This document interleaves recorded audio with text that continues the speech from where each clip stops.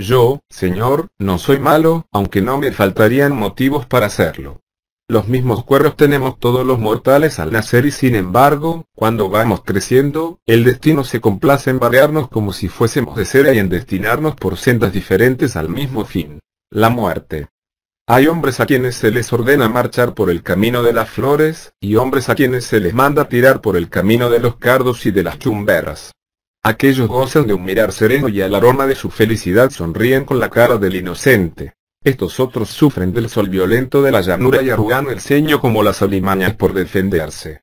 Hay mucha diferencia entre adornarse las carnes con arrebol y colonia, y hacerlo con tatuajes que después nadie ha de borrar ya. Nací hace ya muchos años, lo menos 55, en un pueblo perdido por la provincia de Badajoz. El pueblo estaba a unas 2 leguas de Almendralejo, agachado sobre una carretera lisa y larga como un día sin pan, lisa y larga como los días de una lisura y una largura como usted para su bien, no puede ni figurarse de un condenado a muerte.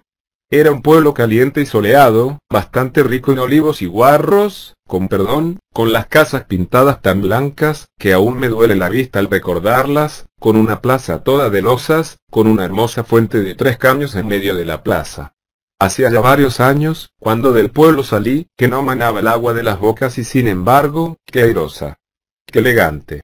Nos parecía todo la fuente con su remate figurado un niño desnudo, con su bañera toda rizada al borde como las conchas de los rómeros.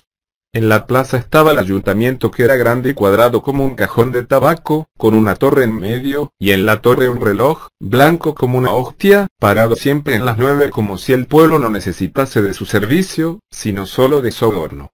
En el pueblo, como es natural, había casas buenas y casas malas, que son, como pasa con todo, las que más abundan. Había una de 2 pisos, la de Don Jesús, que daba gozo de verla con su recibidor todo lleno de azulejos y macetas. Don Jesús había sido siempre muy partidario de las plantas, y para mí que tenía ordenado al amo vigilase los geranios, y los heliotropos, y las palmas, y la hierbabuena, con el mismo cariño que si fuesen hijos, porque la vieja andaba siempre correteando con un cazo en la mano, regando los tiestos con un mimo que a no dudar agradecían los tallos, tales eran su lozanía y su verdor. La casa de Don Jesús estaba también en la plaza y, cosa rara para el capital del dueño que no reparaba en gastar, se diferenciaba de las demás, además de en todo lo bueno que llevo dicho, en una cosa en la que todos le ganaban. En la fachada, que aparecía del color natural de la piedra, que tan ordinario hace, y no enjalbegada como hasta la del más pobre estaba. Sus motivos tendría.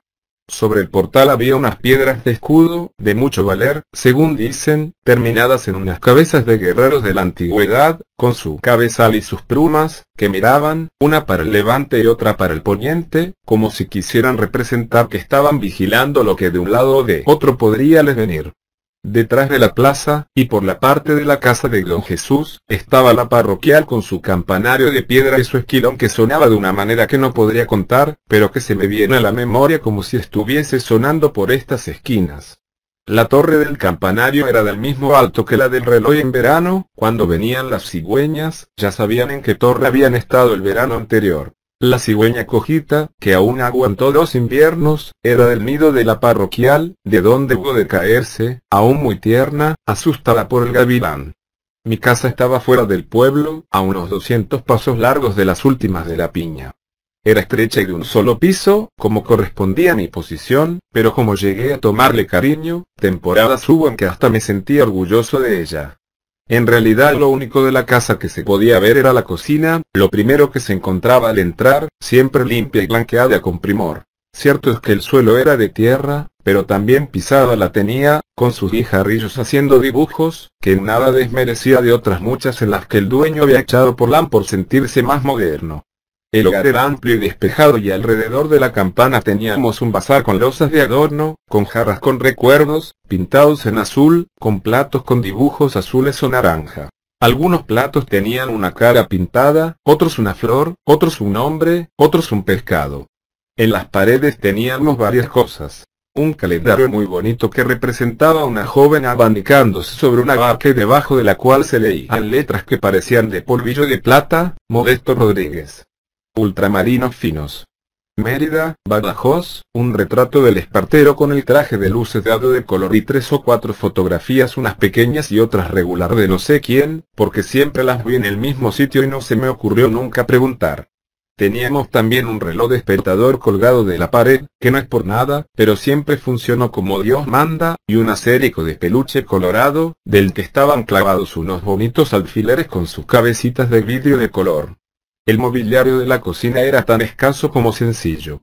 3 sillas, una de ellas muy fina, con su respaldo y sus patas de madera curvada, y su culera de rejilla, y una mesa de pino, con su cajón correspondiente, que resultaba algo baja para las sillas, pero hacía su bio. En la cocina se estaba bien. Era cómoda y en el verano, como no la encendíamos, se estaba fresco sentado sobre la piedra del hogar cuando, a la caída de la tarde, abríamos las puertas de par en par. En el invierno se estaba caliente con las brasas que, a veces, cuidándolas un poco, guardaban el rescoldo toda la noche. Era gracioso mirar las sombras de nosotros por la pared, cuando había unas llamitas. Iban y venían, unas veces lentamente, otras a saltitos como jugando. Me acuerdo que de pequeño, me daba miedo, y aún ahora, de mayor, me corre un estremecimiento cuando traigo memoria de aquellos miedos. El resto de la casa no merece la pena ni describirlo, tal era su vulgaridad. Teníamos otras 2 habitaciones, si habitaciones hemos de llamarlas por eso de que estaban habitadas, ya que no por otra cosa alguna, y la cuadra, que en muchas ocasiones pienso ahora que no sé por qué la llamábamos así, de vacía y desamparada como la teníamos. En una de las habitaciones dormíamos yo y mi mujer, y en la otra mis padres hasta que Dios, o quién sabe si el diablo, quiso llevárselos. Después quedó vacía casi siempre, al principio porque no había quien la ocupase, y más tarde, cuando podía haber habido alguien. Porque este alguien prefirió siempre la cocina, que además de ser más clara no tenía soplos. Mi hermana, cuando venía, dormía siempre en ella, y los chiquillos, cuando los tuve, también tiraban para allí en cuanto se despegaban de la madre. La verdad es que las habitaciones no estaban muy limpias ni muy construidas, pero en realidad tampoco había para quejarse. Se podía vivir, que es lo principal, a resguardo de las nubes de la Navidad, y a buen recaudo para lo que uno se merecía de las asfixias de la Virgen de agosto. La cuadra era lo peor. Era lóbrega y oscura, y en sus paredes estaba empapado el mismo olor a bestia muerta que desprendía el despeñadero cuando ya por el mes de mayo comenzaban los animales a criar la carroña que los cuervos habíanse de comer. Es extraño pero, de mozo, si me privaban de aquel olor me entraban unas angustias como de muerte. Me acuerdo de aquel viaje que hice a la capital por mor de las quintas. Anduve todo el día de Dios desazonado, venteando los aires como un perro de caza. Cuando me fui a acostar, en la posada, olí mi pantalón de pana. La sangre me calentaba todo el cuerpo. Quité al lado la almohada y apoyé la cabeza para dormir sobre mi pantalón, doblado. Dormí como una piedra aquella noche. En la cuadra teníamos un burrillo matalón y escurrido de carnes que nos ayudaba en la faena y, cuando las cosas venían bien dadas, que dicho sea pensando en la verdad no siempre ocurría, teníamos también un par de guarros, con perdón, o 3. En la parte de atrás de la casa teníamos un corral osaledizo, no muy grande, pero que nos hacía su servicio, y en él un pozo que dando el tiempo hube de cegar porque dejaba manar un agua muy enfermiza. Por detrás del corral pasaba un regato, a veces medio seco y nunca demasiado lleno, cochino y maloliente como tropa de gitanos, y en el que podían cogerse unas anguilas hermosas, como yo algunas tardes y por matar el tiempo me entretenían a hacer. Mi mujer, que en medio de todo tenía gracia, decía que las anguilas estaban rollizas porque comían lo mismo que don Jesús, solo que un día más tarde. Cuando me daba por pescar se me pasaban las horas tan sin sentirlas, que cuando tocaba recoger los bártulos casi siempre era de noche. Allá, a lo lejos, como una tortuga baja y gorda, como una culebra enroscada que temiese despegarse del suelo, al medio comenzaba a encender sus luces eléctricas. Sus habitantes a buen seguro que ignoraban que yo había estado pescando, que estaba en aquel momento mismo mirando cómo se encendían las luces de sus casas, imaginando incluso como muchos de ellos decían cosas que a mí se me figuraban o hablaban de cosas que a mí me ocurrían. Los habitantes de las ciudades viven vueltos de espaldas a la verdad y muchas veces ni se dan cuenta siquiera de que 2 leguas, en medio de la llanura, un hombre del campo se distrae pensando en ellos mientras dobla la caña de pescar, mientras recoge del suelo el cestillo de mimbre con 6 o 7 anguilas dentro. Sin embargo, la pesca siempre me pareció el pasatiempo poco de hombres, y las más de las veces dedicaba mis ocios a la caza. En el pueblo me dieron fama de no hacerlo mal del todo y, modestia aparte, he de decir con sinceridad que no iba descaminado quien me la dio. Tenía una perrilla perdiguera la Chispa, medio ruin, medio bravía, pero que se entendía muy bien conmigo. Con ella me iba muchas mañanas hasta la charca, a legua y media del pueblo hacia la raya de Portugal, y nunca nos volvíamos de vacío para casa. Al volver, la perra se me adelantaba y me esperaba siempre junto al cruce. Había allí una piedra redonda y achatada como una silla baja, de la que guardo tan grato recuerdo como de cualquier persona. Mejor, seguramente, que el que guardo de muchas de ellas. Era ancha y algo hundida y cuando me sentaba se me escurría un poco el trasero, con perdón, y quedaba tan acomodado que sentía tener que dejarla. Me pasaba largos ratos sentado sobre la piedra del cruce, silbando, con la escopeta entre las piernas, mirando lo que había de verse, fumando pitillos. La perrilla se sentaba enfrente de mí, sobre sus dos patas de atrás, y me miraba, con la cabeza ladeada, con sus dos ojillos castaños muy despiertos. Yo le hablaba y ella, como si quisiese entenderme mejor, levantaba un poco las orejas. Cuando me callaba aprovechaba para dar unas carreras detrás de los saltamontes, o simplemente para cambiar de postura. Cuando me marchaba, siempre, sin saber por qué, había de volver la cabeza hacia la piedra, como para despedirme, y hubo un día que debió parecerme tan triste por mi marcha, que no tuve más suerte que volver sobre mis pasos a sentarme de nuevo. La perra volvió a echarse frente a mí y volvió a mirarme. Ahora me doy cuenta de que tenía la mirada de los confesores, escrutadora y fría, como dicen que es la de los linces. Un temblor recorrió todo mi cuerpo. Parecía como una corriente que forzaba por salirme por los brazos, el pitillo se me había apagado. La escopeta, de un solo caño, se dejaba acariciar, lentamente, entre mis piernas. La perra seguía mirándome fija, como si no me hubiera visto nunca, como si fuese a culparme de algo de un momento a otro, y su mirada me calentaba la sangre de las venas de tal manera que se veía llegar el momento en que tuviese que entregarme. Hacía calor, un calor espantoso, y mis ojos se entornaban dominados por el mirar, como un clavo, del animal. Cogí la escopeta y disparé. Volví a cargar y volví a disparar. La perra tenía una sangre oscura y pegajosa que se extendía poco a poco por la tierra. Y de mi niñez no son precisamente buenos recuerdos los que guardo. Mi padre se llamaba Esteban Duarte Diniz, y era portugués, cuarentón cuando yo niño, y alto y gordo como un monte. Tenía la color tostada y un estupendo bigote negro que se echaba para abajo. Según cuentan, cuando joven le tiraban las guías para arriba, pero, desde que estuvo en la cárcel, se le arruinó la prestancia, se le ablandó la fuerza del bigote y ya para abajo hubo que llevarlo hasta el sepulcro. Yo le tenía un gran respeto y no poco miedo, y siempre que podía escurría el bulto y procuraba no tropezármelo. Era áspero y brusco y no toleraba que se le contradijese en nada, manía que yo respetaba por la cuenta que me tenía. Cuando se enfurecía, cosa que le ocurría con mayor frecuencia de lo que se necesitaba, nos pegaba a mi madre y a mí las grandes palizas por cualquiera la cosa, palizas que mi madre procuraba devolverle por ver de corregirlo, pero ante las cuales a mí no me quedaba sino resignación dados mis pocos años. Se tienen las carnes muy tiernas a tan corta edad. Ni con él ni con mi madre me atreví nunca a preguntar de cuándo lo tuvieron encerrado, porque pensé que mayor prudencia sería el no meter los perros en danza, que ya por sí solos danzaban más de lo conveniente.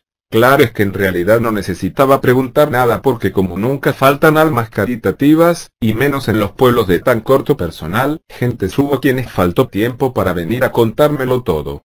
Lo guardaron por contrabandista. Por lo visto había sido su oficio durante muchos años, pero como el cántaro que mucho va a la fuente acaba por romperse, y como no hay oficio sin quiebra, ni atajo sin trabajo, un buen día, a lo mejor cuando menos lo pensaba que la confianza es lo que pierde a los valientes, le siguieron los carabineros, le descubrieron el alijo, y lo mandaron a presidio. De todo esto debía ser ya mucho tiempo, porque yo no me acuerdo de nada. A lo mejor ni había nacido. Mi madre, al revés que mi padre, no era gruesa, aunque andaba muy bien de estatura. Era larga y chupada y no tenía aspecto de buena salud, sino que, por el contrario, tenía la tez cetrina y las mejillas hondas y toda la presencia de estar tísica o de no darle muy lejos. Era también desabrida y violenta, tenía un humor que se daba a todos los diablos y un lenguaje en la boca que Dios le haya perdonado, porque blasfemaba las peores cosas a cada momento y por los más débiles motivos. Vestía siempre de luto y era poco amiga del agua, tampoco que si he de decir la verdad, en todos los años de su vida que yo conocí, no la vi lavarse más que en una ocasión en que mi padre la llamó borracha y ella quiso como demostrarle que no le daba miedo el agua. El vino a cambio ya no le disgustaba tanto y siempre que apañaba algunas perras, o que le rebuscaba el chaleco al marido, me mandaba a la taberna por una frasca que escondía, porque no se le encontrase mi padre, debajo de la cama. Tenía un bigotillo cano por las esquinas de los labios, y una pelambrera enmarañada y zafia que recogía en un moño, no muy grande, encima de la cabeza. Alrededor de la boca se le notaban unas cicatrices o señales, pequeñas y rosadas como perdigonadas, que según creo, le habían quedado de unas uvas malignas que tuviera de joven. A veces, por el verano, a las señales les volvía la vida, se les subía la color y acababan formando como alfileritos de pus que el otoño se ocupaba de matar y el invierno de barrer. Se llevaban mal mis padres. A su poca educación se unía su escasez de virtudes y su falta de conformidad con lo que Dios les mandaba, defectos todos ellos que para mi desgracia hube de heredar, y esto hacía que se cuidaran bien poco de pensar los principios y de refrenar los instintos, lo que daba lugar a que cualquier motivo, por pequeño que fuese, bastara para desencadenar la tormenta que se prolongaba después días y días sin que se le viese el fin. Yo, por lo general, no tomaba el partido de ninguno porque si he de decir verdad tanto me daba el que cobrase el uno como el otro. Unas veces me alegraba de que zurrase mi padre y otras mi madre, pero nunca hice de esto cuestión de gabinete. Mi madre no sabía leer ni escribir. Mi padre sí, y tan orgulloso estaba de ello que se lo echaba en cara cada lunes y cada martes y, con frecuencia y aunque no viniera a cuento, solía llamarle ignorante, ofensa gravísima para mi madre, que se ponía como un basilisco. Algunas tardes venía mi padre para casa con un papel en la mano y, quisiéramos que no, nos sentaba a los dos en la cocina y nos leía las noticias. Venían después los comentarios y en ese momento yo me echaba a temblar porque estos comentarios eran siempre el principio de alguna bronca. Mi madre, por ofenderlo, le decía que el papel no decía nada de lo que leía y que todo lo que decía se lo sacaba mi padre de la cabeza, y a el oírla esa opinión le sacaba de quicio. Gritaba como si estuviera loco, la llamaba ignorante y bruja y acababa siempre diciendo a grandes voces que si él supiera decir esas cosas de los papeles a buena hora se le hubiera ocurrido casarse con ella. Ya estaba armada. Ella le llamaba desgraciado y peludo, lo tachaba de hambriento y portugués, y él, como si esperara oír esa palabra para golpearla, se sacaba el cinturón y la corría todo alrededor de la cocina hasta que se hartaba. Yo, al principio, apañaba algún cintarazo que otro, pero cuando tuve más experiencia y aprendí que la única manera de no mojarse es no estando la lluvia, lo que hacía, en cuanto veía que las cosas tomaban mal cariz, era dejarlos solos y marcharme. Allá ellos. La verdad es que la vida en mi familia poco tenía de placentera, pero como no nos es dado escoger, sino que ya aún antes de nacer estamos destinados unos a un lado y otros a otro, procuraba conformarme con lo que me había tocado, que era la única manera de no desesperar. De pequeño, que es cuando más manejable resulta la voluntad de los hombres, me mandaron una corta temporada a la escuela. Decía mi padre que la lucha por la vida era muy dura y que había que irse preparando para hacerla frente con las únicas armas con las que podíamos dominarla, con las armas de la inteligencia. Me decía todo esto de un tirón y como aprendido, y su voz en esos momentos me parecía más velada y adquiría unos matices insospechados para mí. Después, y como arrepentido, se echaba a reír estrepitosamente y acababa siempre por decirme, casi con cariño: no hagas caso, muchacho. Ya voy para viejo. Y se quedaba pensativo y repetía en voz baja una y otra vez: ya voy para viejo. Ya voy para viejo. Mi instrucción escolar poco tiempo duró. Mi padre, que, como digo, tenía un carácter violento y autoritario para algunas cosas, era débil y pusilánime para otras. En general tengo observado que el carácter de mi padre solo lo ejercitaba en asuntillos triviales, porque en las cosas de trascendencia, no sé si por temor o por qué, rara vez hacía hincapié. Mi madre no quería que fuese a la escuela y siempre que tenía ocasión, y aun a veces sin tenerla, solía decirme que para no salir en la vida de pobre no valía la pena aprender nada. Dio en terreno abonado, porque a mí tampoco me seducía la asistencia a las clases, y entre los dos, y con la ayuda del tiempo, acabamos convenciendo a mi padre que optó por que abandonase los estudios. Sabía ya leer y escribir, y sumar y restar, y en realidad para manejarme ya tenía bastante. Cuando dejé la escuela tenía 12 años. Pero no vayamos tan deprisa, que todas las cosas quieren su orden y no por mucho madrugar amanece más temprano. Era yo de bien corta edad cuando nació mi hermana Rosario. De aquel tiempo guardo un recuerdo confuso y vago y no sé hasta qué punto relataré fielmente lo sucedido. Voy a intentarlo, sin embargo, pensando que si bien mi relato pueda pecar de impreciso, siempre estará más cerca de la realidad que las figuraciones que, de imaginación y a ojo de buen cubero, pudiera usted hacerse. Me acuerdo de que hacía calor la tarde en que nació Rosario. Debía ser por julio o agosto. El campo estaba en calma y agostado y las chicharras, con sus sierras, parecían querer limarle los huesos a la tierra. Las gentes y las bestias estaban recogidas y el sol, allá en lo alto, como señor de todo, iluminándolo todo, quemándolo todo. Los partos de mi madre fueron siempre muy duros y dolorosos. Era medio machorra y algo seca y el dolor era en ella superior a sus fuerzas. Como la pobre nunca fue un modelo de virtudes ni de dignidades y como no sabía sufrir y callar, como yo, lo resolvía todo a gritos. Llevaba ya gritando varias horas cuando nació Rosario, porque para colmo de desdichas era de parto lento. Ya lo dice el refrán. Mujer de parto lento y con bigote. La segunda parte no la escribo en atención a la muy alta persona a quien estas líneas van dirigidas. Asistía a mi madre una mujer del pueblo, la señora Engracia, la del cerro, especialista en duelos y partera, medio bruja y un tanto misteriosa, que había llevado consigo unas mixturas que aplicaban el vientre de mi madre para aplacarla la dolor, pero como ésta, con ungüento o sin él, seguía dando gritos hasta más no poder, a la señora Engracia no se le ocurrió mejor cosa que tacharla de descrita y mala cristiana, y como en aquel momento los gritos de mi madre arreciaban como el vendaval, yo llegué a pensar si no sería cierto que estaba endemoniada. Mi duda poco duró porque pronto quedó esclarecido que la causa de las desusadas voces había sido mi nueva hermana. Mi padre llevaba ya un largo rato paseando a grandes zancadas por la cocina. Cuando Rosario nació se arrimó hasta la cama de mi madre y sin consideración ninguna de la circunstancia, la empezó a llamar bribona y zorra y a arrearle tan fuertes hebillazos que extrañado estoy todavía de que no la haya molido viva.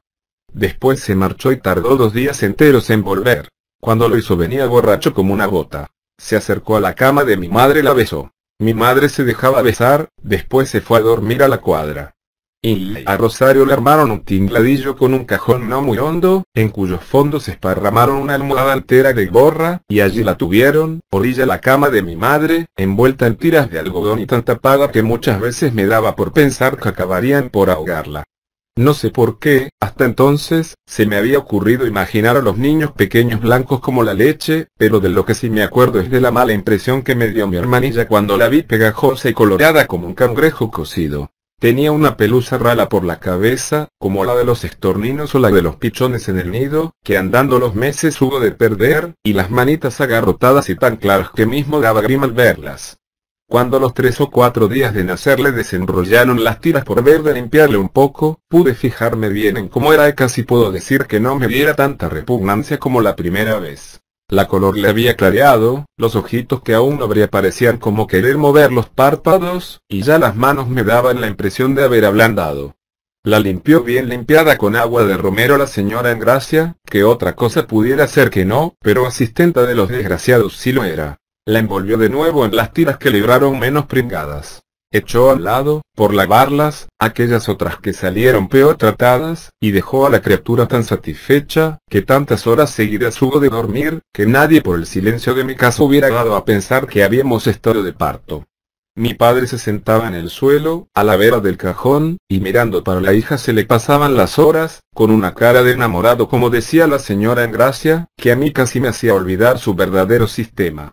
Después se levantaba, se iba a dar una vuelta por el pueblo, y cuando menos lo pensábamos, a la hora que menos costumbre teníamos de verlo venir allí lo teníamos, otra vez al lado del cajón, con la cara blanda y la mirada tan humilde que cualquiera que lo hubiera visto, de no conocerlo, se hubiera creído ante el mismísimo San Roque. Rosario se nos crió siempre debilucha y esmirriada, poca vida podía sacar de los vacíos pechos de mi madre. Y sus primeros tiempos fueron tan difíciles que en más de una ocasión estuvo a pique de marcharse. Mi padre andaba desazonado viendo que la criatura no prosperaba, y como lo resolvía todo echándose más vino por el gaznate, nos tocó pasar a mi madre y a mí por una temporada que tan mala llegó a ser que echábamos de menos el tiempo pasado, que tan duro nos parecía cuando no lo habíamos conocido peor. Misterios de la manera de ser de los mortales que tanto aborrecen de lo que tienen para después echarlo de menos. Mi madre, que había quedado aún más baja de salud que antes de parir, apañaba unas tundas soberanas, y a mí, que no le resultaba nada fácil cogerme, me arreaba unas punteras al desgaire cuando me tropezaba, que es hubo de levantarme la sangre del trasero, con perdón, o de dejarme el costillar tan señalado como si me lo hubiera tocado con el hierro de marcar. Poco a poco la niña se fue reponiendo y cobrando fuerzas con unas sopas de vino tinto que a mi madre le recetaron, y como era de natural despierto, y el tiempo no pasaba en balde, si bien tardó algo más de lo corriente en aprender a andar, rompió a hablar de muy tierna con tal facilidad y tal soltura que a todos nos tenía como embobados con sus gracias. Pasó ese tiempo en que los chiquillos están siempre igual. Rosario creció, llegó a ser casi una mocita, y en cuanto reparamos en ella dimos a observar que era más avisada que un lagarto, y como en mi familia nunca nos diera a nadie por hacer uso de los sesos para el objeto con que nos fueron dados, pronto la niña se hizo la reina de la casa y nos hacía andar a todos más derechos que vagas. Si el bien hubiera sido su natural instinto, grandes cosas hubiera podido hacer, pero como Dios se conoce que no quiso que ninguno de nosotros nos distinguiésemos por las buenas inclinaciones, encarriló su discurrir hacia otros menesteres y pronto nos fue dado el conocer que si bien no era tonta, más hubiera valido que lo fuese. Servía para todo y para nada bueno. Rogaba con igual gracia y donaire que una gitana vieja, se aficionó a la bebida de bien joven, servía de alcahueta para los devaneos de la vieja, y como nadie se ocupó de enderezarle y de aplicar al bien tan claro discurrir fue de mal en peor hasta que un día, teniendo la muchacha 14 años, arrambló con lo poco de valor que en nuestra choza había, y se marchó a Trujillo, a casa de la Elvira. El efecto que su marcha produjo en mi casa ya se puede figurar usted cuál fue. Mi padre culpaba a mi madre culpaba a mi padre, en lo que más se notó la falta de Rosario fue en las escandaleras de mi padre, porque si antes, cuando ella estaba, procuraba armarla fuera de su presencia, ahora, al faltar, y al no estar ella nunca delante, cualquier hora y lugar le parecía bueno para organizarlas. Es curioso pensar que mi padre, que a bruto y cabezón ganaban muy pocos, era ella la única persona que escuchaba. Bastaba una mirada de Rosario para calmar sus iras, y en más de una ocasión buenos golpes se ahorraron con su sola presencia. ¿Quién iba a suponer que aquel hombrón lo había de dominar una tierna criatura? En Trujillo tiró hasta 5 meses, pasados los cuales unas fiebres la devolvieron, medio muerta, a casa, donde estuvo encamada cerca de un año porque las fiebres, que eran de orden maligna, la tuvieron tan cerca del sepulcro que por oficio de mi padre que borracho y pendenciero sí sería, pero cristiano viejo y de la mejor ley también lo era, llegó a estar sacramentada y preparada por si había de hacer el último viaje. La enfermedad tuvo, como todas, sus alternativas, y a los días en que parecía como revivir sucedían las noches en que todos estábamos en que se nos quedaba. El humor de mis padres era como sombrío, y de aquel triste tiempo solo guardo como recuerdo de paz el de los meses que pasaron sin que sonaran golpes entre aquellas paredes, tan apurado andaba el par de viejos. Las vecinas echaban toda su cuarto a espadas por recetar las hierbas, pero como la que mayor fe nos daba era la señora Engracia, a ella hubimos de recurrir a sus consejos, por ver de sanarla. Complicada fue, bien lo sabe Dios, la curación que la mandó, pero como se le hizo poniendo todos los 5 sentidos bien debió de probarla, porque aunque despacio, se la veta que le volvía la salud.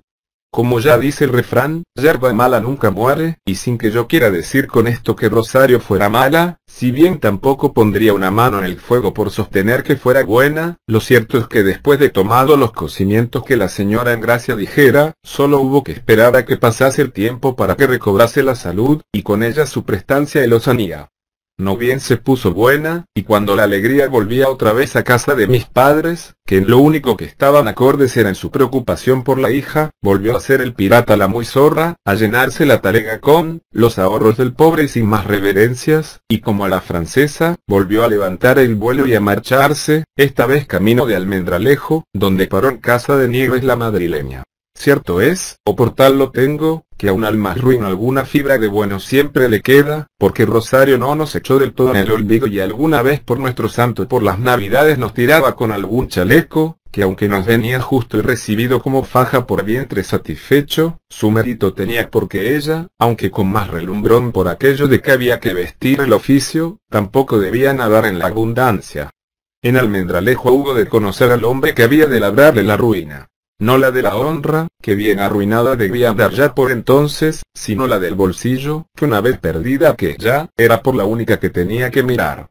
Llamábase el tal sujeto Paco López, por mal nombre el estirao, y del mes forzoso reconocer que era guapo mozo, aunque no con un mirar muy decidido, porque por tener un ojo de vidrio en el sitio donde Dios sabrán qué hazaña perdiera el de carne, su mirada tenía una desorientación que perdía al más plantado. Era alto, medio rubiales, juncal y andaba tan derechito que no se equivocó por cierto quien le llamó por vez primera el estirao. No tenía mejor oficio que su cara porque, como las mujeres tan memas son que lo mantenían, el hombre prefería no trabajar, cosa que sí me parece mal, no sé si será porque yo nunca tuve ocasión de hacer. Según cuentan, en tiempos anduviera de novillero por las plazas andaluzas. Yo no sé si creerlo porque no me parecía hombre valiente más que con las mujeres, pero como estas, y mi hermana entre ellas, se lo creían a pie juntillas, él se daba la gran vida, porque ya sabe usted lo mucho que dan en valorar las mujeres a los toreros. En una ocasión, andando yo a la perdiz bordeando la finca de los jarales de don Jesús me tropecé con él, que por tomar el aire se había ido de Almendralejo medio millar de pasos por el monte. Iba muy bien vestidito con su termo café, con su visera y con un mimbre en la mano.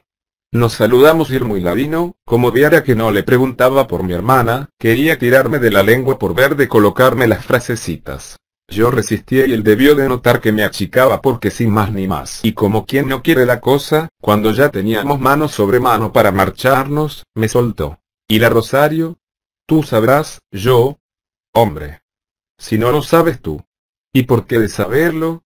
Lo decía tan serio que cualquiera diría que no había mentido en su vida. Me molestaba hablar con él de la Rosario, ya ve usted lo que son las cosas. El hombre daba golpecitos con la vara sobre las matas de tomillo. Pues sí, para que lo sepas. Está bien. No lo quería